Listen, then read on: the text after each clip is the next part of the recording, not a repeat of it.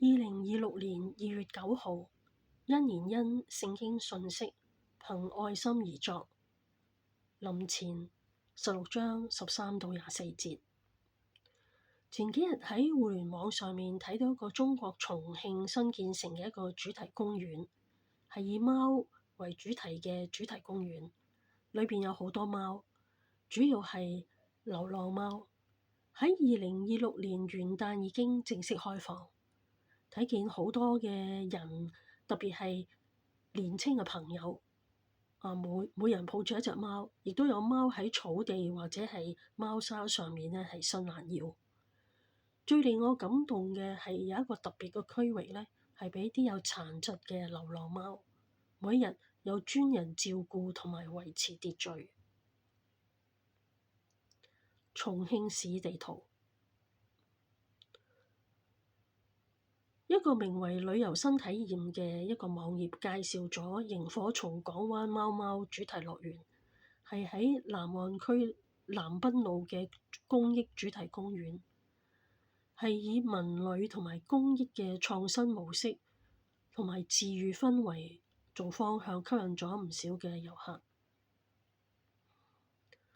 我未有機會參加，睇見視頻上面呢個互動，感受到呢個項目雖然係有商業成分，但係都睇見一啲真實嘅愛心嘅氛圍。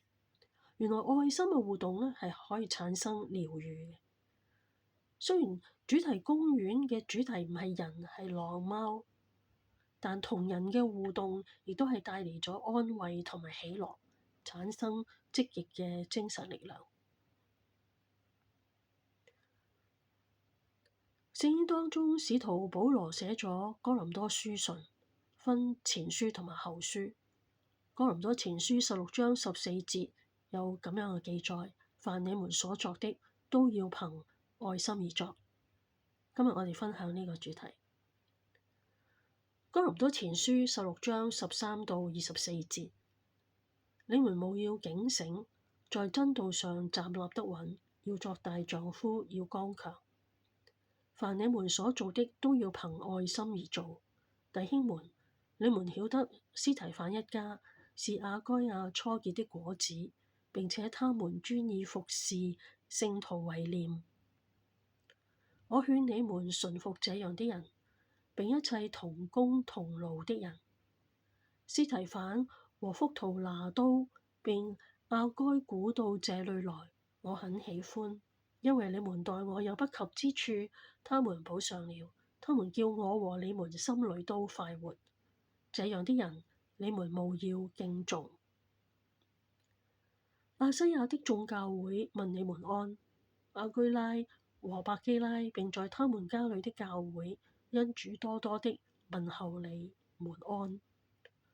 眾弟兄都問你們安，你們要親嘴問安，彼此務要聖潔。我保羅親筆問安。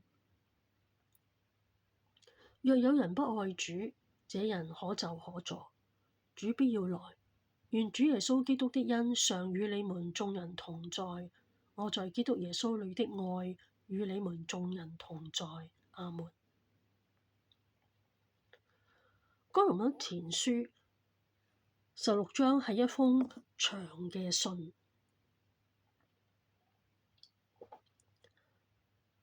去到結尾，保羅將深奧嘅教義呢就轉向咗實用嘅教會生活同埋事務。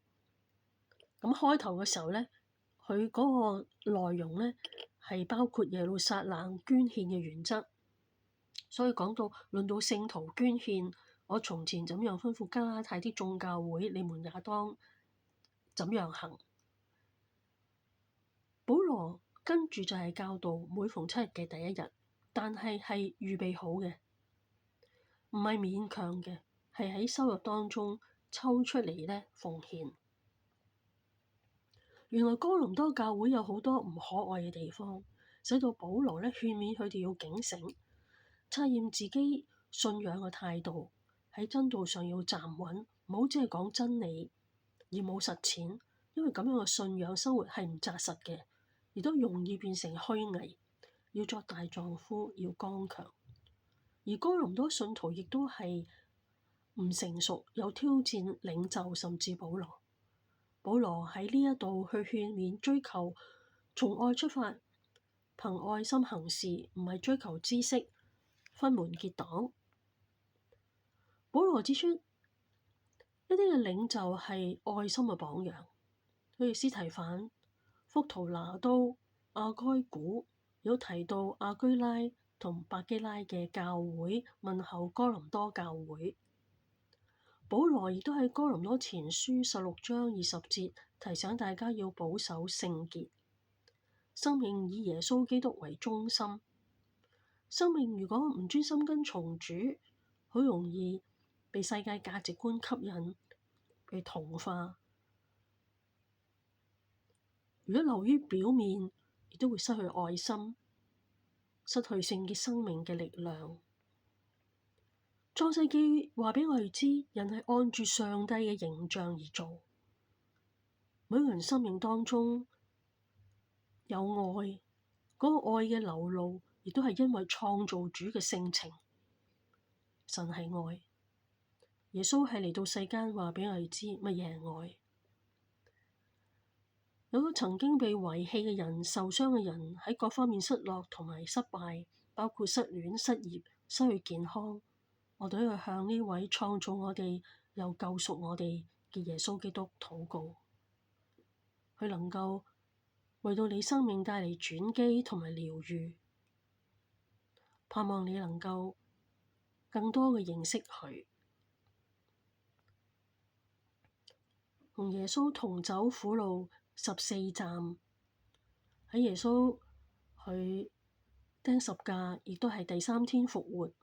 呢個歷史嘅事嘅裏邊，我哋睇到佢嘅愛。好感謝主，無論係主題公園裏邊愛嘅互動，又話呢一位姊妹，呢位我個長輩，今日好有愛心，我哋同佢一齊飲茶，交換禮物，亦都係喺長輩嘅生命當中睇到嗰種愛嘅互動，都好感謝喺我信仰嘅歷程裏邊帶我信主，我服侍過嘅教會，我自己嘅親兄弟姊妹，喺呢個互動，喺同大家嘅互動裏邊，特別係喺我患病或者係軟弱嘅時候，弟兄姊妹嘅禱告，願主耶穌基督嘅恩常與你們眾人同在。你可以返你附近嘅教會，我繼續嚟去聽恩連恩認識耶穌。主賜福大家。